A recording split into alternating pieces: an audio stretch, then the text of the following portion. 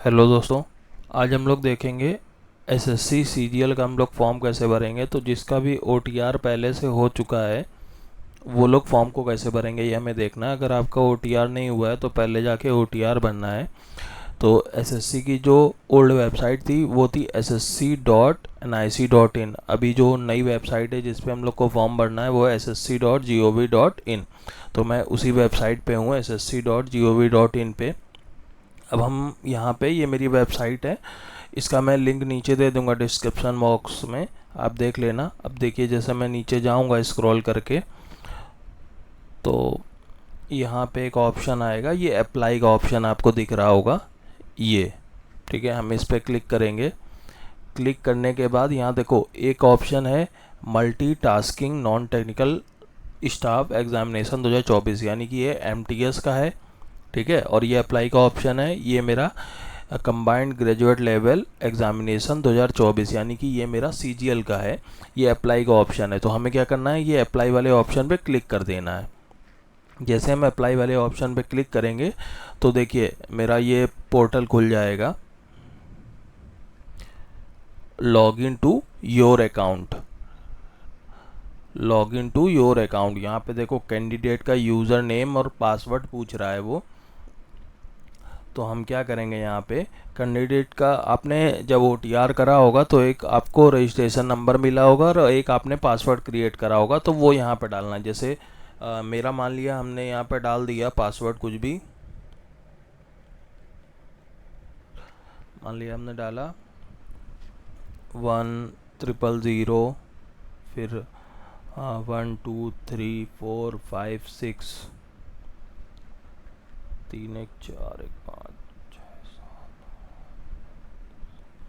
ठीक है, मैंने ये डाला 11 डिजिट का। उसके बाद मैंने अपना कोई भी पासवर्ड डाल दिया, कैपिटल ए कर दिया, BCDEFGH।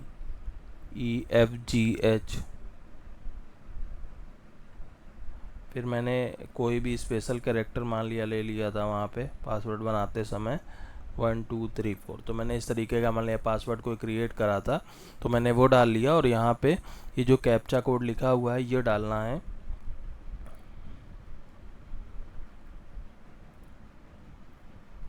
फिर जैसे हम ये लॉगिन पे क्लिक करेंगे तो मेरा वो पोर्टल खुल जाएगा। जैसे हम लॉगिन पे क्लिक करेंगे वैसे हम अपने पेज पे पहुंच जाएंगे। तो चलिए हम लोग इसको लॉगिन करके देखते हैं।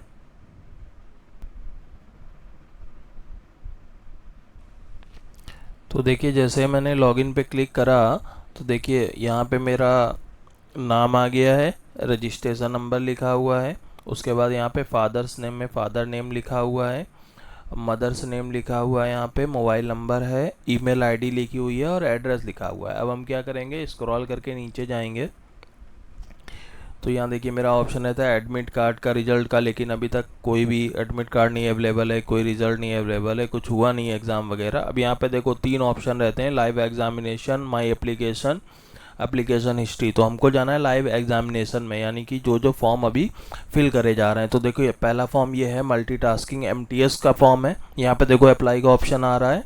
और एक हम नीचे जब जाएंगे तो देखो ये सीजीएल का है, तो हम लोग सीजीएल का फॉर्म भर रहे हैं। तो यहाँ पे देखो इसकी स्टार्टिंग डेट है 24/6 और एप्लीकेशन की लास्ट डेट है 24/7, ठीक है। तो हम क्या करेंगे, यहाँ पे अप्लाई करेंगे फॉर्म फिल करने के लिए। और जैसे अप्लाई करने पे जाएंगे वैसे देखिए ये मेरा खुल के आ जाएगा। आप एक बार इस चीज़ को सही से पढ़ लीजिएगा, मैं खुद भी पढ़ के बता दे रहा हूँ। लिखा हुआ है read the notification of examination carefully, please be careful and provide correct details in application form. For applying, the candidate is not required to have a pre-existing photograph of himself. The application module has been designed to capture a photograph of the candidate filling the application form. For this purpose, the candidate has to sit before the camera when promoted by the application module and follow the instruction, ठीक है। तो हमें क्या करना है, यहाँ पे पहली बात तो वो बोल रहा है कि हमको नोटिफिकेशन सही से पढ़ना है। दूसरी चीज़, हमें सारी इन्फॉर्मेशन सही भरनी है, कुछ भी गलत नहीं भरना है। तीसरी बात, फ़ोटोग्राफ हमको पहले से नहीं लगानी है, फ़ोटोग्राफ इसी फॉर्म में हमको क्लिक करके तब हम लगाएंगे। और फोटोग्राफ या तो हम मोबाइल से कर सकते हैं या फिर लैपटॉप के वेबकैम से क्लिक कर सकते हैं। और ये सबसे बड़ी बात है, ये जो सिग्नेचर है, ठीक है, सिग्नेचर का जो the signature should also have a scan copy of his and her signature, ठीक है। जो भी जिसको ही फॉर्म भरना है वो अपना सिग्नेचर करेगा। जेपीईजी फॉर्मेट में 10 से 20 KB होना चाहिए उसका साइज, और उसकी डायमेंशन है 6 सेंटीमीटर होनी चाहिए उसकी विथ मतलब चौड़ाई, और हाइट मतलब लंबाई होनी चाहिए 2 सेंटीमीटर। तो ये चीज़ आप पहले से बना के रख लेना साइन अपना। उसके बाद है फीस हमारी ऑनलाइन पे होगी, ये पहले से पता है हमको, ठीक है।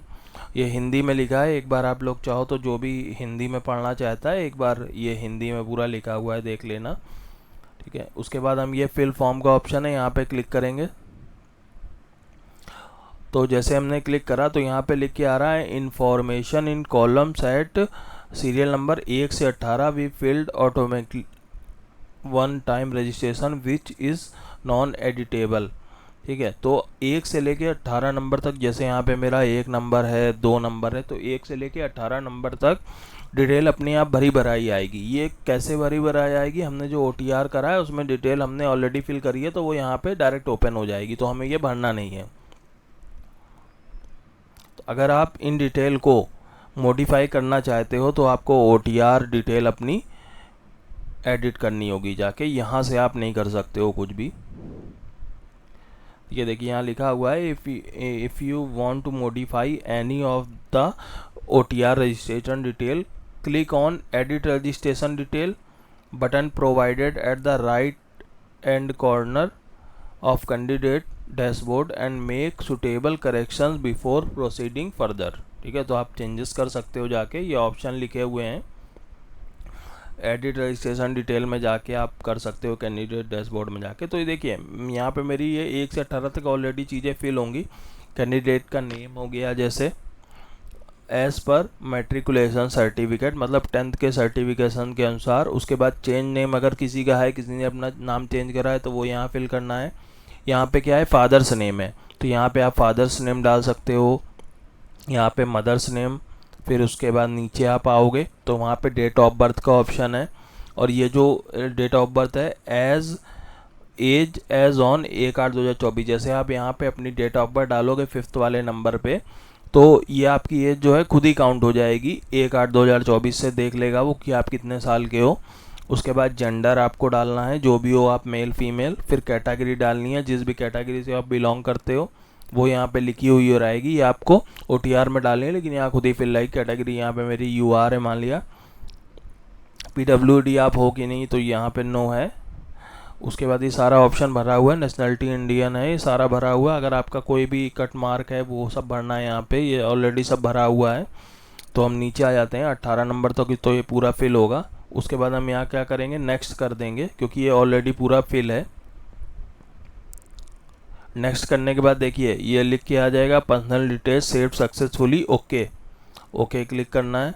ओके क्लिक करने के बाद यहाँ पे देखिए आपकी हाईएस्ट क्वालिफिकेशन वगैरह आ जाएगी, ये हमको भरना है। अब देखो यहाँ पे हमको कौन कौन से ऑप्शन भरने, एक है कैंडिडेट इन्फॉर्मेशन, ये ऑलरेडी OTR के द्वारा भरी हुई है, ठीक है। पर्सनल डिटेल हो गई, और एजुकेशनल डिटेल हमको भरनी है। उसके बाद ये सारी चीज़ें भरनी। चलिए हम एक एक करके भरते हैं चीज़ें। एजुकेशनल डिटेल में पहला क्या है, हाईएस्ट क्वालिफिकेशन। तो आपकी जो भी हाईएस्ट क्वालिफिकेशन है वो आपको डालनी है। मान लिया मैंने डाल दिया पोस्ट ग्रेजुएशन है। उसके बाद है details of qualifying educational qualification, मतलब कि हमको वो एजुकेशन क्वालिफिकेशन डालनी है जो हमारे फॉर्म में मांग रहा है। यहाँ पे देखो हर पॉइंट के नीचे लिखा हुआ है please refer to the notice of examination. तो अगर आपको ये ऑप्शन नहीं समझ में आ रहा है तो आप जाके अपने नोटिफिकेशन से 8.1 से लेके 8.7 तक देख लीजिए, आपको डाउट क्लियर हो जाएगा। तो यहाँ पे ग्रेजुएशन मांगा गया है या फिर इक्विवेलेंट टू ग्रेजुएशन डीप, तो मेरा अगर ग्रेजुएशन है तो मैंने यहाँ ग्रेजुएशन पे क्लिक कर दिया। फिर ये EQ स्टेटस लिखा हुआ है, EQ स्टेटस कुछ नहीं है, एजुकेशनल क्वालिफिकेशन स्टेटस है, ठीक है। तो यहाँ पे हमें अगर पास हो तो पास क्लिक कर दो, अपेयरिंग हो तो अपेयरिंग। अगर मैं पास हूँ तो पास क्लिक कर दिया। यहाँ पे आपका पासिंग ईयर डालना है, मतलब आप जिस भी ईयर में पास हुए हो। तो मैंने मान लिया मैंने डाल दिया 2018 या 2017, कुछ भी आप डाल सकते हो, आपके ऊपर है। 2020-22 जो भी हो आपका पासिंग है, 2021 डाल दिया ग्रेजुएशन का। उसके बाद स्टेट, अब स्टेट आपको डालनी है, तो स्टेट आपकी जो भी स्टेट हो, दिल्ली, गुजरात, हरियाणा, जो भी हो। मैंने उत्तर प्रदेश डाली है। उसके बाद नेम ऑफ इंस्टीट्यूट, ये सब डालना है। तो आपका जो भी आप जैसे यहाँ पे उत्तर प्रदेश सेलेक्ट करोगे तो यहाँ पे उत्तर प्रदेश में जो भी यूनिवर्सिटी वगैरह है सब आ जाएगी आपकी, तो आप कोई भी सेलेक्ट कर सकते हो।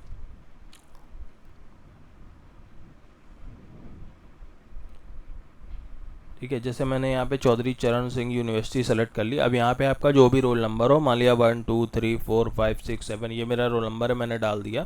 उसके बाद आप यहाँ पे या तो परसेंटेज डालोगे या तो CGPA डालोगे। ठीक है, दो में से एक चीज़ डालोगे। तो यहाँ पे मान लिया मैंने परसेंटेज डाल दिया 76%। ठीक है, उसके बाद यहाँ पे हमें क्या करना है, सेव एंड नेक्स्ट करना है। सेव एंड नेक्स्ट करने के बाद हम सारी डिटेल यहाँ पे फिल कर सकते हैं। चलिए सेव एंड नेक्स्ट करते हैं हम।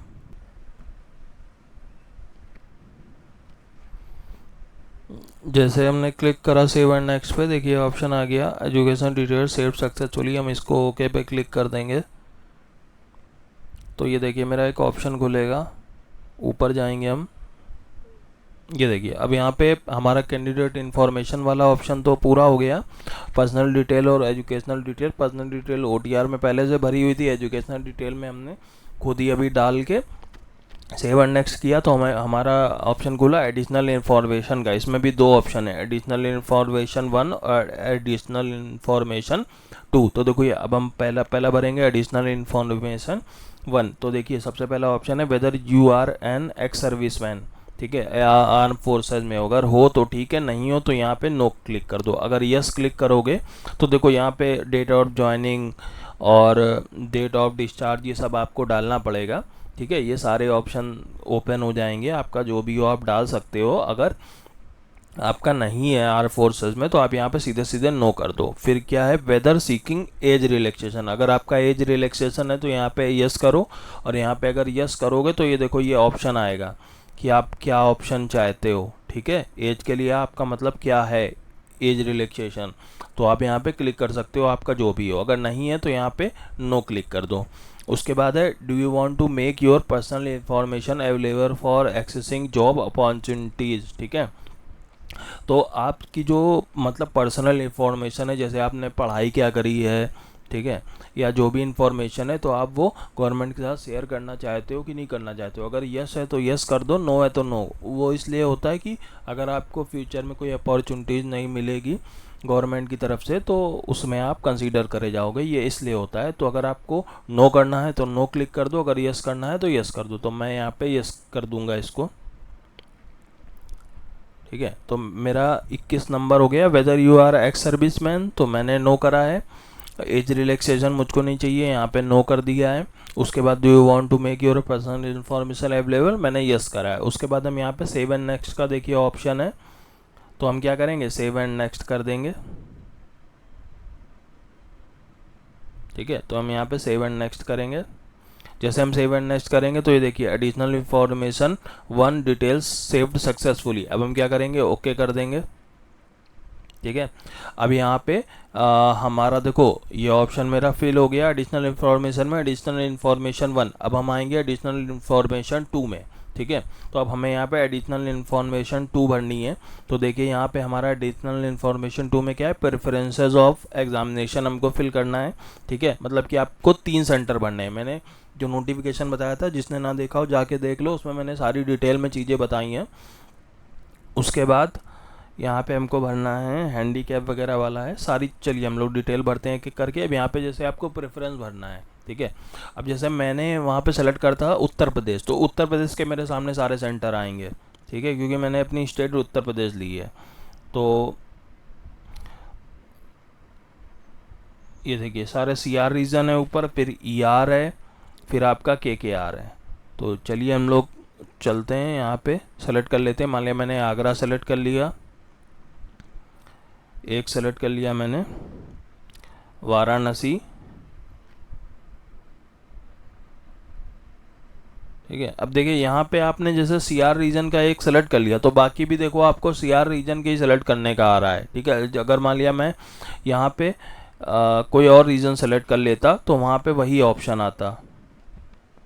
तो हम लोग जो भी रीजन सेलेक्ट कर लेंगे, मान लिया हमने सी आर रीजन सेलेक्ट कर लिया, तो सी आर रीजन के ही तीनों हम फिर भर सकते हैं, ठीक है। अगर आपने कोई ई आर रीजन या कोई और सेलेक्ट किया तो उसी का आएगा केवल तीनों सेंटर। तो हम यहाँ पे चलिए तीसरा सेंटर सेलेक्ट कर लेते हैं, मान लिया भागलपुर कर लिया। उसके बाद are you a person with benchmark 40%, मतलब ये पीडब्ल्यूडी वालों के लिए। देखिए मेरे लिए मैंने कुछ पीडब्ल्यूडी का सेलेक्ट नहीं करा है, तो ये देखिए मेरे पास ये सब सेलेक्ट करने का ऑप्शन ही नहीं है। क्यों? क्योंकि ये देखिए एकदम लाइट कलर से है, ये मेरे लिए एबल ही नहीं है, ठीक है। ये दोनों नहीं। अब देखो यहाँ पे ये डार्क ब्लैक आ रहा है, यानी कि ये ऑप्शन हम क्लिक कर सकते हैं। तो देखिए इसमें पढ़ते हैं क्या है, do you have a physical limitation. अब देखो यहाँ पे आप उसमें जाना नोटिफिकेशन में, यहाँ पे जाके 7.2 और 7.3 को देख लेना जाके, ठीक है। ये स्क्राइब कैंडिडेट के लिए होगा, तो मैं यहाँ पे नो क्लिक कर देता हूँ, ठीक है। अगर यहाँ पे आप यस क्लिक करोगे तो देखो ये ऑप्शन खुल जाएगा, ठीक है, कि आपको स्क्राइब कैंडिडेट चाहिए कि नहीं चाहिए। अगर चाहिए तो हाँ करो, फिर ये सारी चीज़ें भरो, ठीक है। नहीं चाहिए तो यहाँ पे नो कर दो। यहाँ पे सीधे सीधे मैं इसमें नो कर देता हूँ, मुझे कुछ नहीं चाहिए, ठीक है। अब उसके बाद देखो ये ऑप्शन है मेरा, are you also applying for the post of JSO, ठीक है। अब JSO की जो पोस्ट है उसके लिए सबसे पहले तो आपको नोटिफिकेशन में जाना है, वहाँ चेक करना है कि उसके लिए क्या क्वालिफिकेशन मांगी गई थी। तो मुझे याद है JSO के लिए क्या मांगा गया था, आपका ग्रेजुएशन हो और उसके साथ साथ 12th में मैथ में 60% मार्क हो, ठीक है। या तो ये क्राइटेरिया आपका क्लियर हो, या फिर आपको ग्रेजुएशन में आपने एक सब्जेक्ट स्टैटिक्स ले रखा हो, ठीक है। इन दोनों में से कोई भी एक अगर क्राइटेरिया है आपका तो आप ले सकते हो। जैसे मेरा क्राइटेरिया है, मैंने ग्रेजुएशन करा है और साथ में मेरे मैथ में 60% मार्क है, तो मैं यहाँ पे यस कर दूंगा, ठीक है। अब ये दूसरा है, do you possess educational qualification for the post of, मतलब ऑप्शन यही है, मतलब यहाँ पे ये पूछ रहा है कि आप JSO के लिए अप्लाई करना चाहते हो कि नहीं। हमने हाँ करा। अब वो पूछ रहा है आप JSO के लिए अप्लाई तो करना चाहते हो, लेकिन आपके पास जो क्वालिफिकेशन मांगी गई है वो है कि नहीं है। अगर है तो यस कर दो, ठीक है। अब ये दूसरा ऑप्शन है स्टैटिकल इन्वेस्टिगेटर ग्रेड 2 वाला, ठीक है। अब इसके लिए मेरे पास क्या था, इसके लिए उसमें बोला गया था कि आपके पास ग्रेजुएशन होना चाहिए, ग्रेजुएशन में एक सब्जेक्ट स्टैटिक्स होना चाहिए, वो सारे सेमेस्टर में होना चाहिए। मतलब कि अगर 3 साल का कोर्स है तो 1 साल में 2 सेमेस्टर होते हैं, यानी कि टोटल हुए 6 सेमेस्टर। तो मैंने 6 सेमेस्टर में स्टैटिक एक सब्जेक्ट होना चाहिए, लेकिन मेरे पास मैंने स्टैटिक्स ली नहीं है, तो मैं यहाँ पे नो कर क्लिक कर दूंगा। अगर मैं यहाँ पे यस क्लिक करता तो देखो ये भी ऑप्शन खुल जाता कि आपका जो एजुकेशनल क्वालिफिकेशन है, जैसे इसमें मांगा गया था कि आपकी इसेंशियल जो क्वालिफिकेशन है वो इसके लिए है कि नहीं है। यहाँ पे पूछ रहा है कि आप इस पोस्ट के लिए अप्लाई करना चाहते हो। आपने अगर यस करा तो वो पूछेगा कि जो इस पोस्ट के लिए जो भी क्वालिफिकेशन मांगी जा रही है वो आपके पास है कि नहीं है। अगर है तो यस कर दो, नहीं है तो नो कर दो, ठीक है। अगर नो करना है तो फिर ये देखो नो कर, जैसे हमने नो करा तो ये देखो अलर्ट आ गया, you can not apply for the ever post, ठीक है। तो ये चीज़ ध्यान करके सेलेक्ट करना है यहाँ पे। तो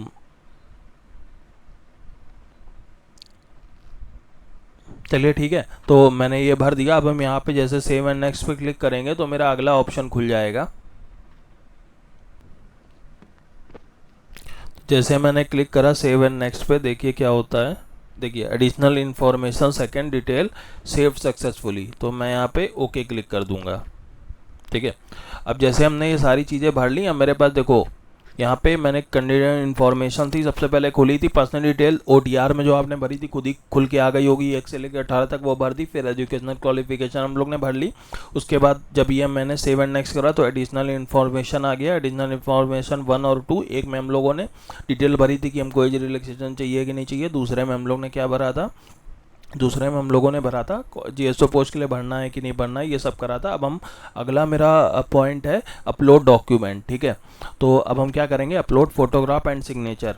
तो हमें क्या करना है, देखो यहाँ पे उसने साफ साफ इंस्ट्रक्शन लिखे हैं, आप पढ़ लो एक बार। वैसे तो मैंने नोटिफिकेशन जब बनाया था तो बनाया था, आप खुद देख लो। हमें क्या करना है, सीधे सीधे एक फ़ोटो खींचनी है, प्लेन बैकग्राउंड होना चाहिए, वहाँ पे अच्छी लाइट होनी चाहिए, चश्मा नहीं लगाना है, कैप नहीं लगानी है, मास्क नहीं पहनना है, कुछ भी नहीं पहनना है। चश्मा पहनते हो तब भी नहीं पहनना है, ठीक है। और लुक स्ट्रेट देखना है एकदम, ठीक है।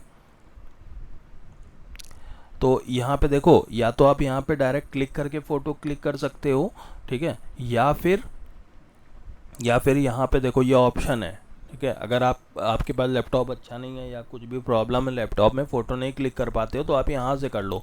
If you are unable to capture live photo with your device, scan the below QR code to download the app from the play store. अब देखो, जैसे आप ये अपने मोबाइल से QR कोड को स्कैन करोगे, इस वाले QR कोड को, तो आपके मोबाइल में एक ऐप डाउनलोड हो जाएगा, वहाँ जाके आप सबमिट कर सकते हो फ़ोटो के लिए। और सिग्नेचर के लिए देखो, सबसे ज़्यादा ज़रूरी है सिग्नेचर। ठीक है, सिग्नेचर हमारा 10 से 20 KB होना चाहिए, JPG या फिर JPG फॉर्मेट में होना चाहिए। इमेज का साइज़ होगा 6x2, मतलब 6 विड्थ होगी चौड़ाई और हाइट होगी 2 सेंटीमीटर की, और इसका रिजोल्यूशन होगा 300 DPI। उसके बाद application with blurred signature will be rejected. ठीक है, और signature should be horizontally aligned, मतलब कि हॉरिजेंटली करना है हमको, वर्टिकली सीधे सीधे नहीं करना है साइन, ऐसे करना है। ठीक है, तो जब आप साइन अपना करोगे, यहाँ पे क्लिक करो। ठीक है, अपलोड सिग्नेचर में साइन हो जाएगा आपका, और यहाँ पे कैप्चर लाइव फ़ोटो में क्लिक करोगे तो आपकी लाइव फ़ोटो आ जाएगी। देखिए, जैसे मैंने कैप्चर लाइव फ़ोटो में क्लिक करा तो मेरा ये ऑप्शन खुल गया। ठीक है, मैंने अपना कैमरा एक्चुअली में ऑफ कर दिया है। तो देखिए, जो रेक्टेंगल टाइप का बना हुआ है, ठीक है, आप जब फ़ोटो क्लिक करोगे तो आपका जो फेस है वो इसके सामने होना चाहिए, और आप ये जो आपका कैमरा होगा लैपटॉप का, आप उसकी तरफ देख रहे हो। ठीक है, आप ये मत सोचना कि ये पूरा जो है स्क्रीन बनी हुई है, इसमें हमको फ़ोटो लेनी है, हम आराम से क्लिक कर सकते हैं, ऐसा बिल्कुल नहीं है। ये जो रेक्टेंगल बना हुआ है, ये जो शेप बनी हुई है रेड कलर की, ठीक है, इसके अंदर फेस, शोल्डर सब इसके अंदर होना चाहिए। ठीक है, इसके बाहर जो भी होगा वो कैप्चर नहीं होगा, जो जो इसके अंदर होगा वही वही कैप्चर होगा। तो आपको अच्छे से यहाँ पे इस फेस करके कैमरे की तरफ देख के फ़ोटो क्लिक करनी है। यहाँ पे कैप्चर पे क्लिक करोगे तो फ़ोटो क्लिक हो जाएगी। ठीक है, उसके बाद अगर वो फ़ोटो क्लियर नहीं आती है तो यहाँ पे वो खुद ही साइन दे देगा कि फ़ोटो क्लियर नहीं है या ब्लर है, और अगर फ़ोटो एकदम क्लियर आ जाएगी तो यहाँ पे लिख के आ जाएगा कि फ़ोटो एकदम क्लियर है। ठीक है, अगर नहीं क्लियर लिखी होगी तो कैप्चर अगेन का ऑप्शन आपको मिल जाएगा। ठीक है, जैसे हम लो यहाँ पे कैप्चर करके देखते हैं, मान लिया। अब देखो, जैसे मैंने कैप्चर पे क्लिक करा, अब देखो उसने क्या ऑप्शन दिया यहाँ पे मुझको।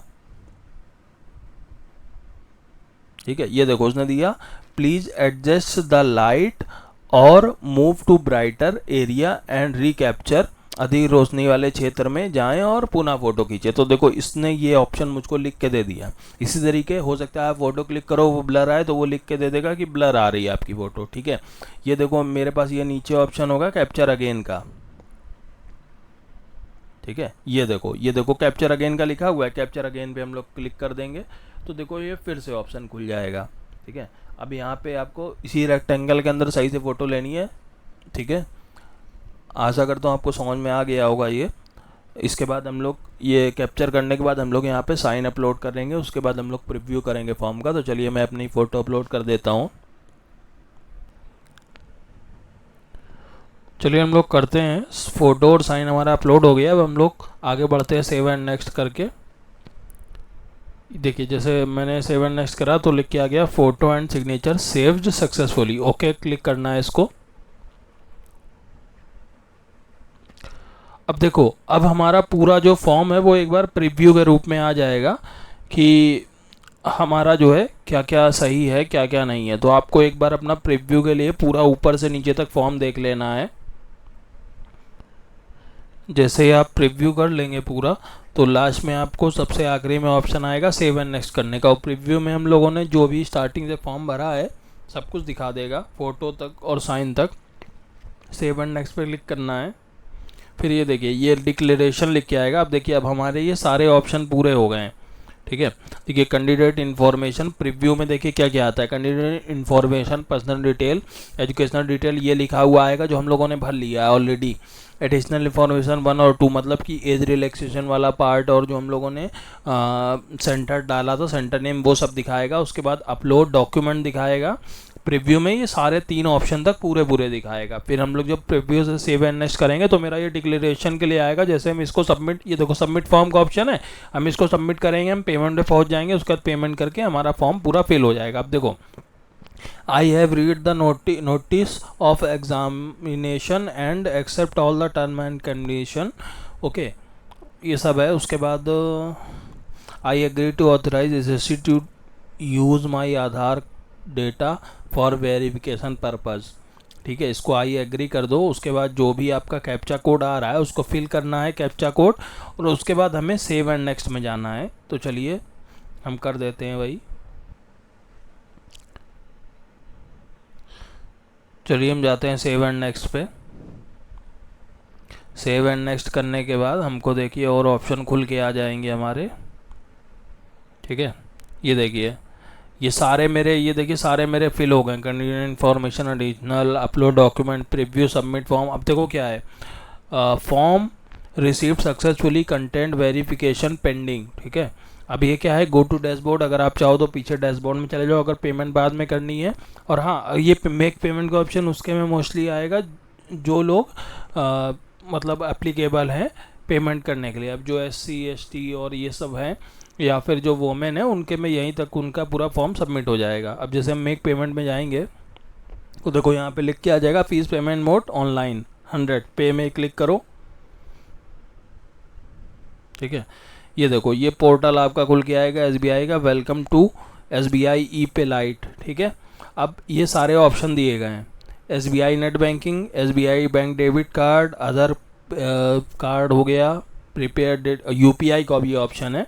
ठीक है, ये देखो UPI का भी ऑप्शन लिखा हुआ है। वैसे मुझे लगता है मोस्टली लोग UPI करेंगे, तो आप UPI पे क्लिक करिएगा।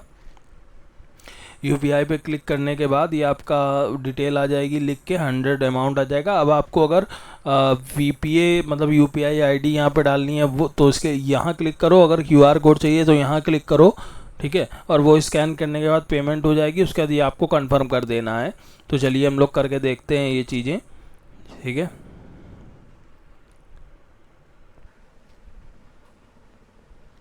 देखिए जैसे हम लोग पेमेंट कर देंगे, पेमेंट के बाद मेरा यहाँ पे ऑप्शन आ जाएगा।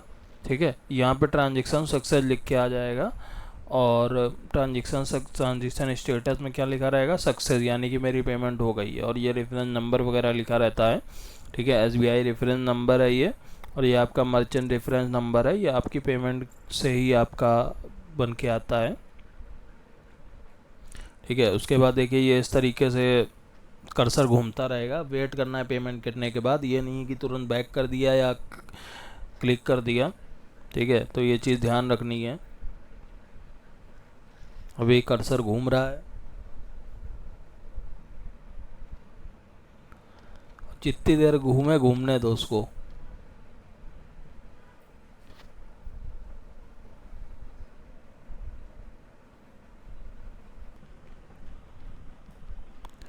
देखिए पेमेंट सक्सेसफुल हो जाने के बाद मेरा ये पेज अपने आप ओपन हो जाएगा। ठीक है, तो आप यहाँ से जाके प्रिंट पे क्लिक करके प्रिंट निकाल सकते हो अपना जो भी आपने फॉर्म फिल करा है। अगर आपके में ये ऑप्शन नहीं आ रहा है, वेबसाइट बंद हो गई है, तो आप फिर से जाइए SSC की वेबसाइट पे, वहाँ से जाके ID पासवर्ड डाल के फिर से लॉगिन करिए, और यहाँ पे आके लाइव एग्जामिनेशन, जब हम लोग फॉर्म भरा था लाइव एग्जामिनेशन था, उसके बगल में माई एप्लीकेशन का ऑप्शन है, वहाँ जाके क्लिक करके अपना प्रिंट डाउनलोड कर लीजिए।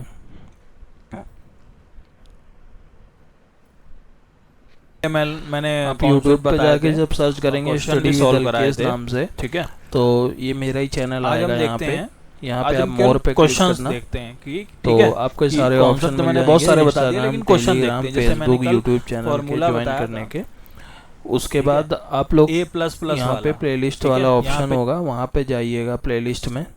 वहाँ पे आपको सारी प्लेलिस्ट मिल जाएगी। ये देखिए SSC MTS और SSC की आपकी मिल जाएगी। ये सारे नोटिफिकेशन है। ये SSC एग्ज़ाम 2024 मैथ के क्वेश्चन है, फिर रीजनिंग में स्लॉग चैप्टर है, और रेलवे एग्ज़ाम के क्वेश्चन है। तो ये सारे आपको इस चैनल पे मिल जाएंगे।